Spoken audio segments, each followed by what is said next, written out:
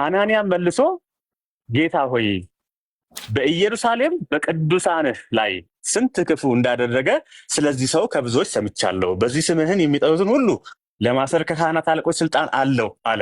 ጌታም አለው ይህ በአሕዛብ በእስራኤል ልጆች ፊት ስሜን ይሸከም ዘንድ ለእኔ የተመረጠ ዕቃ ነውና ሂድ፣ ስለ ስሜ ስንት መከራ ሊቀበል እንዲያስፈልገው እኔ አመለክተዋለሁና። ይሄ ሁሉ ሆኖ እንግዲህ እስካሁን ከኃጢአቱ አልነጻም። የሚገርመው ነገር እሱ ነው።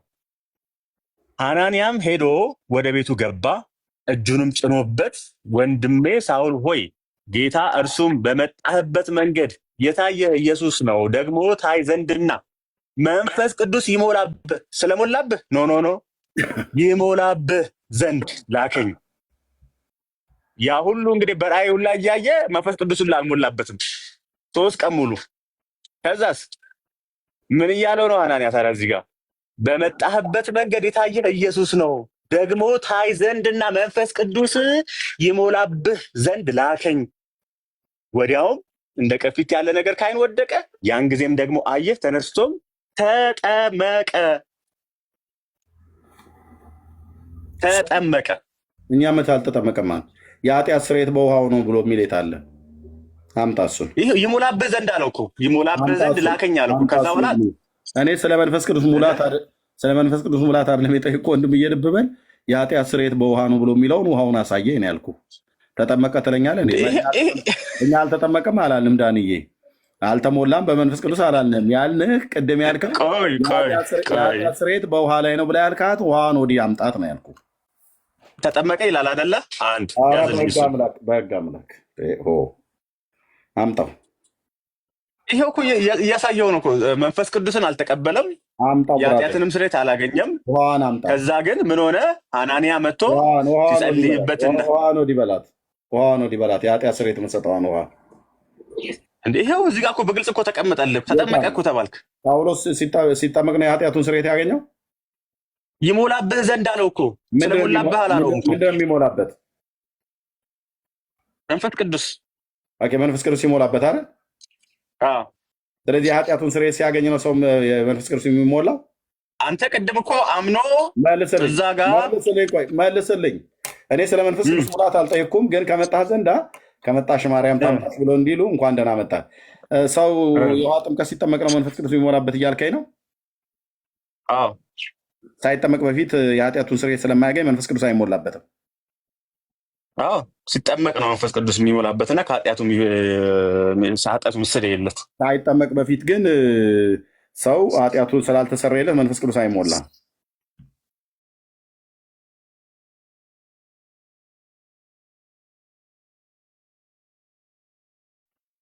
አዎ፣ እግዚአብሔር ባወቀ በራሱ ስልጣን አንዳንድ ጊዜ እንደዚህ አይነት ነገሮች መጽሐፍ ቅዱስ ልታገኝ ትችላለህ። ቃሉ የሚለው ግን እንደዚህ ነው። ኧረ ወዴት እግዚአብሔር ባወቀ እመቤቴ ባወቀች የሚባል ነገር የለም። ወንድምዬ ኧረ ቆይ ለእኔ ለጴንጤ ጥቅስ ለጴንጤ እንደማታነቡትም ታወቀ እኮ።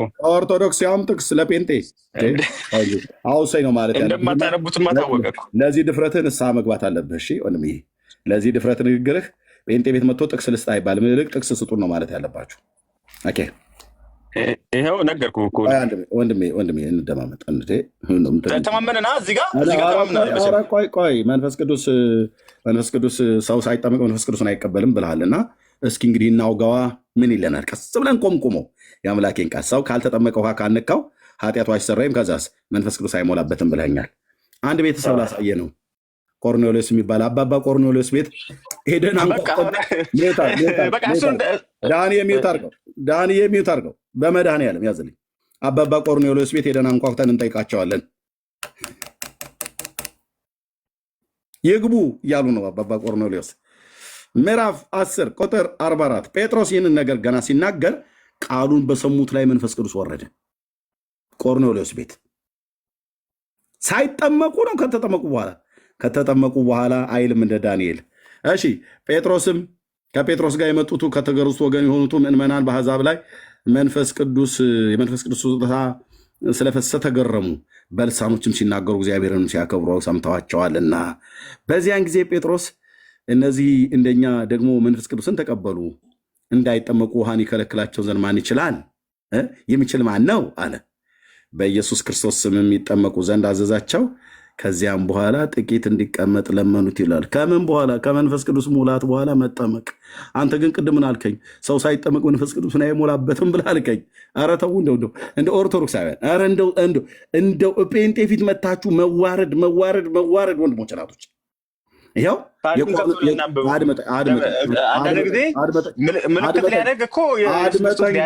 አድመጠኝ ዳኒ፣ እባክህ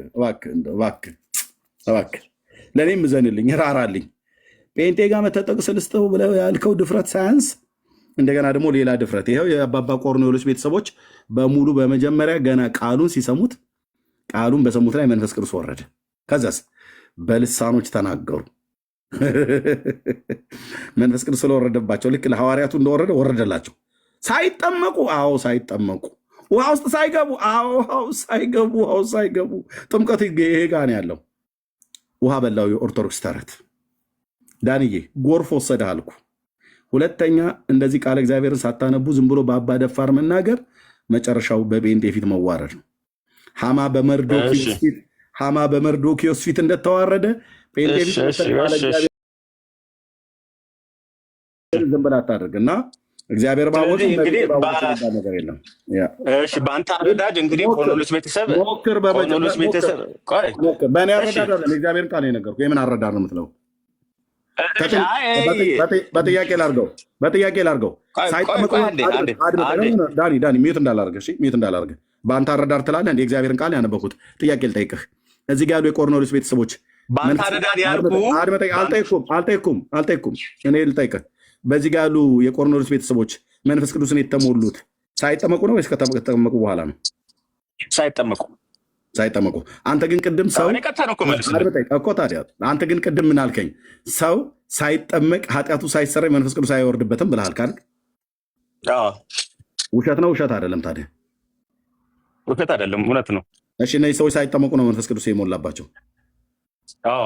አንተ ግን ሰው ከተጠመቀ በኋላ መንፈስ ቅዱስ የሚሞላበት እያልክ ነው። የቀደም እኮ አሳየው እኮ የተጣላው ከጴጥሮስ ጋር እንጂ ከኛ ጋር አይደለም። አልተጣላውም። እኔ ሁለቱን አስማምቼ ነው የሚይዘው። አንዱን ጥዬ አንዱን አንጠልጥዬ እንደምታስማማው ልብ ብለህ ስማኝ ወንድምዬ። ልብ ብለህ ስማኝ። ጳውሎስ መንፈስ ቅዱስ የወረደበት ባመነ ቅጽበት ነበር። ወንድሜ ልብ በልና ስማኝ። ይኸው እኔ ስጠይቅ አትመልስም። ልብ በልና ስማኝ። ስለ መንፈስ ቅዱስ ጥምቀት አይደለም የኃጢአት ስርየት ብላ ምትላትን ልታመጣ ነው። ሐዋርያት ሥራ መጽሐፍ ምዕራፍ 9 አልኩህ። አሁን ተመልሰናል። ሰው የውሃ ጥምቀት ሳይጠምቅ መንፈስ ቅዱስ አያድርበትም ብለህ የምትለውን ሰው ሳይጠምቅ በፊት መንፈስ ቅዱስ እንደሞላበት ይኸው አምጥቼ አባባ ቆርኔሌዎስ ቤት ሄደን ገላገሉን። እሳቸው ቤተሰብ ውስጥ የተሰራውን ስራ አየን። በቃ አሁን በውሃ ነው የኃጢአት ስርየት የሚገኘውን ብለህ አምጣ። ቅድም የነቢያትን መጽሐፍት እየጠቀስኩ ነግሬሃለሁ። በስሙ ነው ንስሐና የኃጢአት ይቅርታ የሚገኘው ብሎ የሚለውን አሳይቻለሁ። አንተ በውሃ ነው ብሎ የሚለውን አምጣ። ጎሄድ ይሄኛው ከዚህ ውስጥ ውጣ። ስለ መንፈስ ቅዱስ ሙላት ማጣውን አታውራ። ጎሄድ እሺ። ዮሐንስ 3:5 አውጣው። ምንድነው ጥያቄ ዳንዬ? ሰው ሲጠመቅ እንደሆነ መንፈስ ቅዱስ የሚወድበትም የኃጢአት ስርየት የሚያገኘው እንደሆነ ላሳይክ። አልወጣኝም። በጥምቀት የኃጢአት ስርየት እንደሚገኝ መጽሐፍ ቅዱስ አምጣ ነው ያልኩህ እኮ።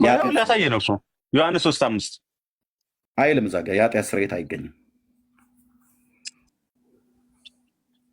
አውጣው። አይገኝም እኮ ነው የምልህ። እንዴ አይገኝም እኮ ነው የምልህ። የለም መጽሐፉ መግለጥ አይልም እኮ አልኩህ። አይልም። አሁን እዚህ ጋር ሐዋርያት ሥራን ገልጫለሁ። መጥቀስ አይጠበቅብኝም። አንተ ካለ ሄድና አምጣ። የኃጢአት ስርየት በውሃ ጥምቀት ዮሐንስ ወንጌል መጽሐፍ ምዕራፍ 3 ላይ አለ ብሎ የሚል የለም። ጨርስ ሄዳ አምጣ ከፈለግ። እሺ ቆይ እኔ ላውጣለሁ።